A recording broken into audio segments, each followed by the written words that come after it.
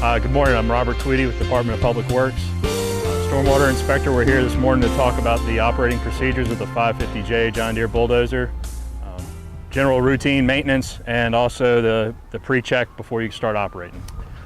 Start out with, we're going to check out the hydraulic cylinders, check for any nicks or dings that may appear in the cylinder, make sure it's not bent, it's good and clean.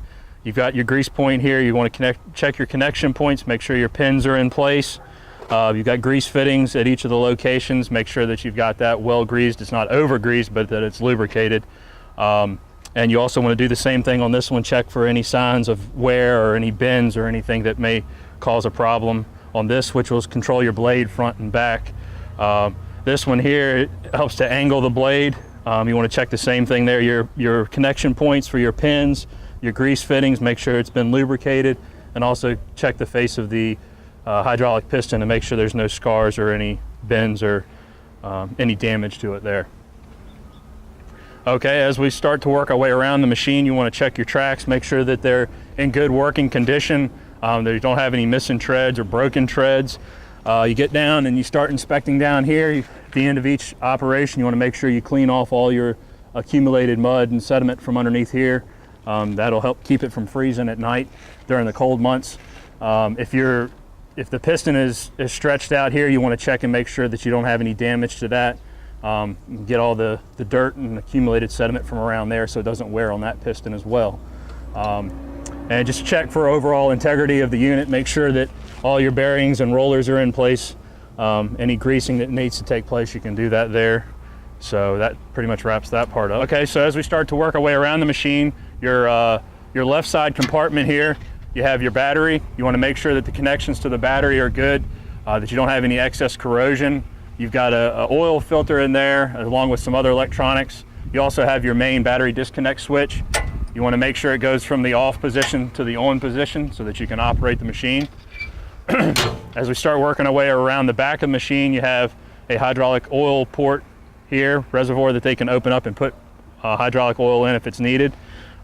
This particular unit has a hook on the back that if they need to hook a chain or wire rope to do some pulling, that they can do that. This has been outfitted with that. You have your fuel cap here, which is usually locked. You want to make sure that's secure. When you're fueling the machine, that's where you put all your fuel in. You also have reflectors on each side and then a backup light for when you're working and you're going backwards. So in this compartment, this is your right-hand side compartment. You've got your windshield wiper fluid. You've got a couple other filters, fuel and hydraulic filter. You also have your hydraulic oil sight in here. Currently with the blade all the way down, it's right at the bottom of your sight glass. But there's also the hydraulic pump. You want to check your hoses and fittings, make sure that you have good connection there, no wear, any excess leaking or anything that may take place. Okay, so on this side of the machine, you want to check, like we did on the other side, both pistons to make sure there's no dings or nicks in it, any imperfections. You want to check your connection points, make sure your pins are in place, that it's well lubricated with the grease fittings there, and that your hydraulic connections aren't leaking or showing any signs of wear. And that goes for both your top cylinder and your bottom cylinder as well. Okay, so as we start to get ready to work our way towards the cab, the next thing you want to do is check your oil and fluids and belts. In order to do that, you'll need to stand up on the machine. When you're climbing on the machine, you always want to make sure you have at least 2 points of contact, if not 3. So foot and 2 hands is preferable, or at least a foot and a hand at best. And you always want to make sure you maintain contact as you're up here. To check your oil, you want to open your engine compartment here.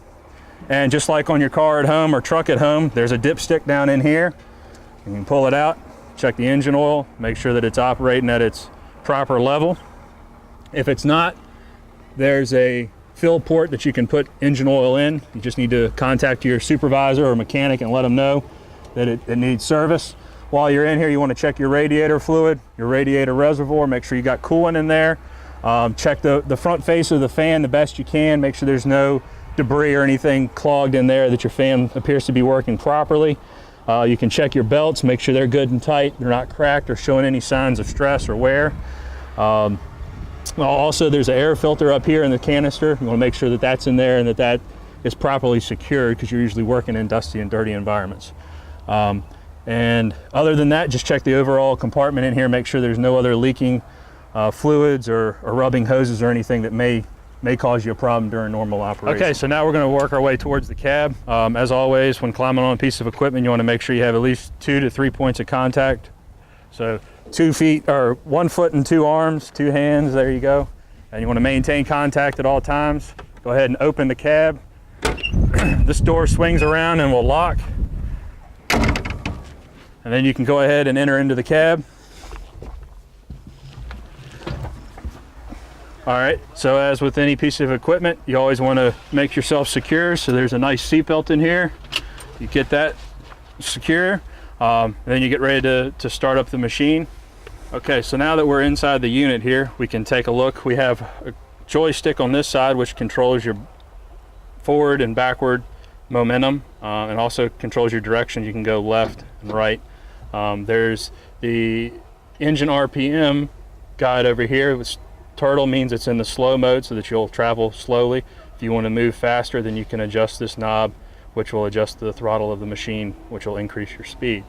There's also another adjustment over here for traveling, so that you can go forward quicker than back or backwards quicker than forward, depending on what you're trying to do. As we come back to the main unit, main screen here, you'll have your engine hours readout, your water temperature, your engine oil pressure, and your fuel readout there. These toggle switches take care of your fans and your lights. Then up top you have climate control on this side, your heat on this side, turn it over this way for cool, your fan speed, and then of course to turn on the defroster and whatnot. You also have an overhead light if you're working out in the dark. And then these are your switches for your windshield wipers for the cab. On this side of the machine, you'll see this controller here. This is your blade controller. If you pull back on it, it'll raise the blade.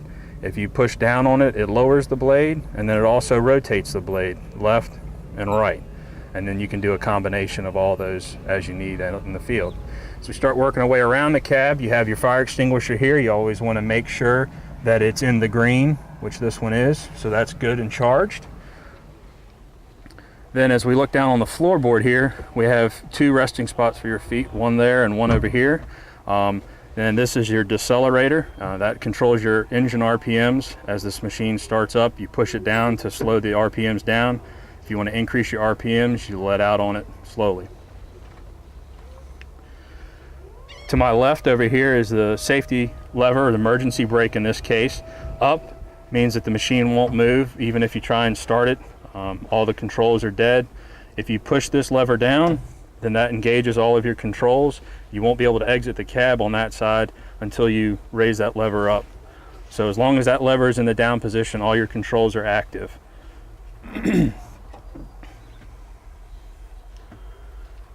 You also have a mirror here so that you can look behind you when you're backing. You always want to watch your back as you're backing up, because a lot of your motion will be going backwards.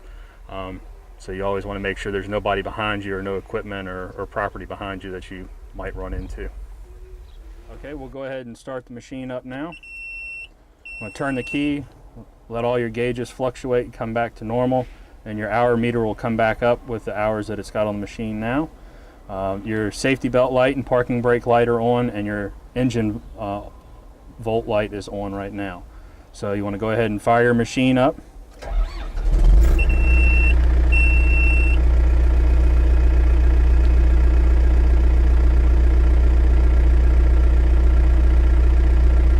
Okay, now all the gauges have gone back to their normal spots. You want to keep your foot on that decelerator. That's essentially your brake in the machine, other than pulling the emergency brake. So if that thing is down all the way, the machine won't go anywhere.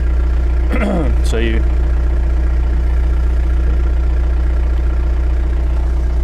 push that down. That's to engage all your controls.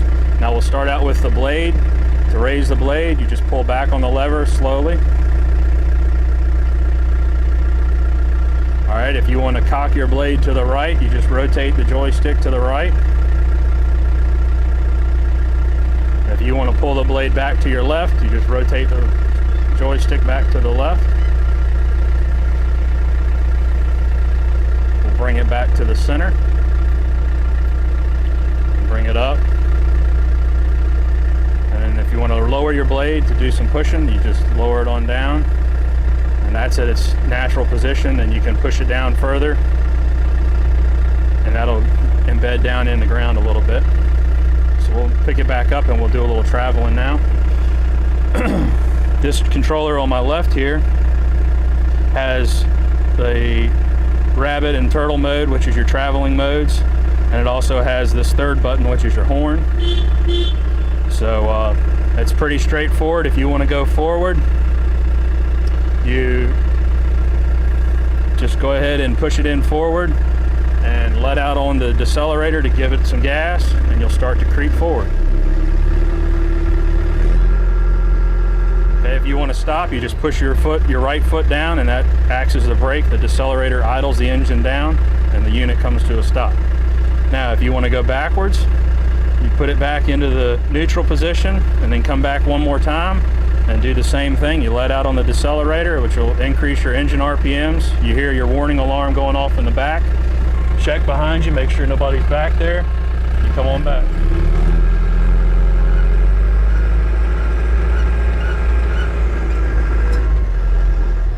All right, if you want to do any turning, you can turn this machine the same way. If you want to go off to the left, you put it up in the forward position, and you just push over towards the left, and it'll bring the machine over to the left.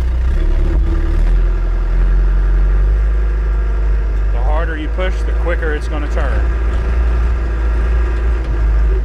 So you want to back it up and bring it over to the right, and put it over and pull the joystick to the right, and that'll turn you back a little more to the right.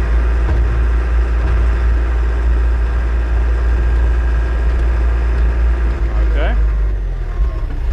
Now, one other thing I'd like to discuss while we're in here with the park and brake on, you have some controls on your front dashboard here. You've got lights that'll come on. That control there runs your two front lights and your one light in the back. You also have a fan switch here that turn the fan on. And you also have controls at the top which will run your windshield wipers, and also your climate control for inside the cab. So you turn that on and you can increase the fan speed and have either air conditioning or heating as you need.